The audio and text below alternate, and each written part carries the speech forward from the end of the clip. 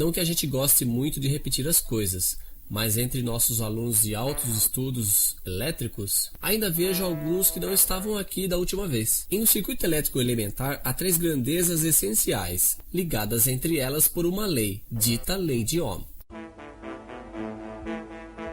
As fontes do gênero dessas que a gente encontra nas paredes fornecem uma tensão praticamente constante. U está fixo. Se diminuirmos R, I vai aumentar. E se aumentarmos R, I vai diminuir. Assim, à medida que acrescentamos resistências em série, a intensidade no circuito vai diminuir. Isso é normal, já que a resistência total, ou resistência equivalente, é igual à soma de cada uma das resistências. Caso contrário, você sabe que o Sr. Volta encontraria nos terminais de cada resistência uma certa tensão, que você poderia facilmente calcular. Mas, como diz o Sr. Ohm, o importante é saber que, caso a gente a some, encontraremos exatamente a tensão nos terminais da fonte. Primeira consequência da lei de Ohm. Em série, a soma das tensões dos terminais das resistências é igual à tensão nos terminais da fonte. Bem, mas com bastante frequência, e principalmente nas instalações das casas, as ligações são em paralelo, o que, no esquema, corresponde a isso aqui. A tensão nos terminais de cada resistência é a mesma. Nesse ponto estamos de acordo. Para começar, se houver apenas uma resistência no circuito, passará uma corrente grande I, que o Sr. Ampere poderia medir, mas que a gente poderia calcular com bastante facilidade também. Uma segunda resistência em paralelo vai deixar passar uma corrente I2 de modo que a intensidade total aumenta.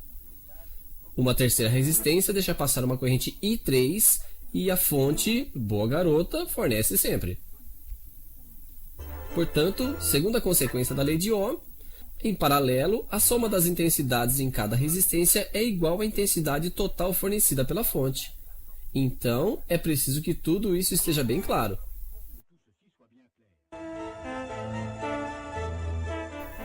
Em série, a intensidade é a mesma em cada resistência, e a soma das tensões dos terminais é igual à tensão dos terminais da fonte.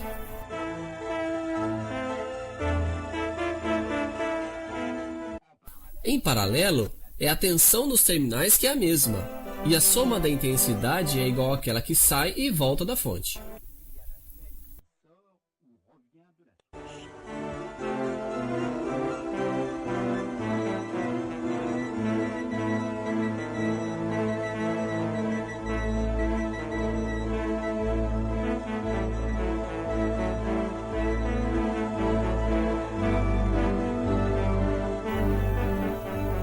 Se você entendeu isso, você entendeu quase tudo.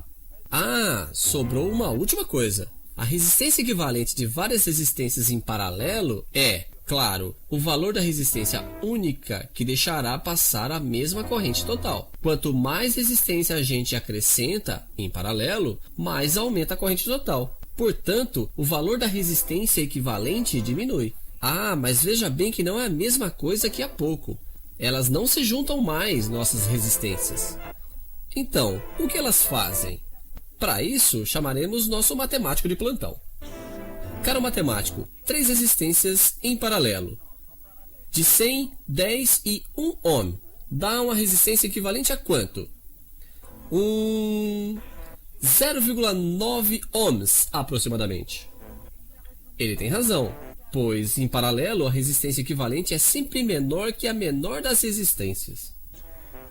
Como ele fez essa conta, nosso matemático? Ele se serviu do contrário.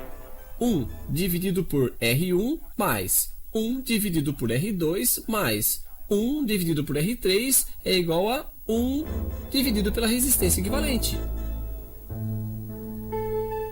Mas eu vejo alguém preocupado. O que fazer quando temos resistências que sejam metade em série, metade em paralelo? Isso não é mais complicado. A forma do contrário vai nos dar a resistência equivalente das duas resistências em paralelo. Essa resistência equivalente está, então, em série com a terceira. E aqui elas se juntam, pura e simplesmente, para dar a resistência total. Mas voltemos às fontes.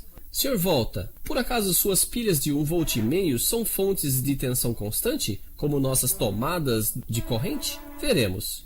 Tensão nos terminais 1,5 volts. Perfeito.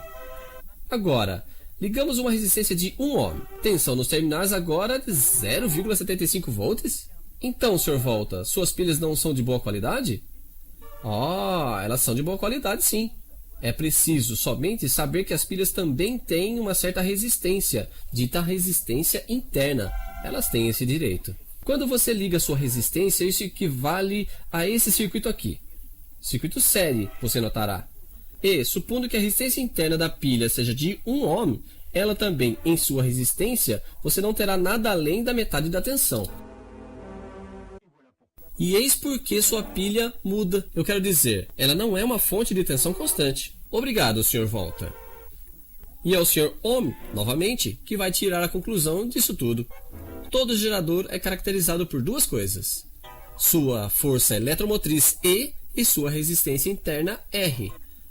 Logo que ela fornece uma corrente I, e a tensão em seus terminais é igual à força eletromotriz menos a queda de tensão na resistência interna. Ainda é a lei de Ohm, mas a chamamos de lei de Ohm generalizada. Parabéns, Sr. Ohms. Assim, graças ao General Ohm e às suas astúcias em eletricidade, a gente continua se encontrando por aqui.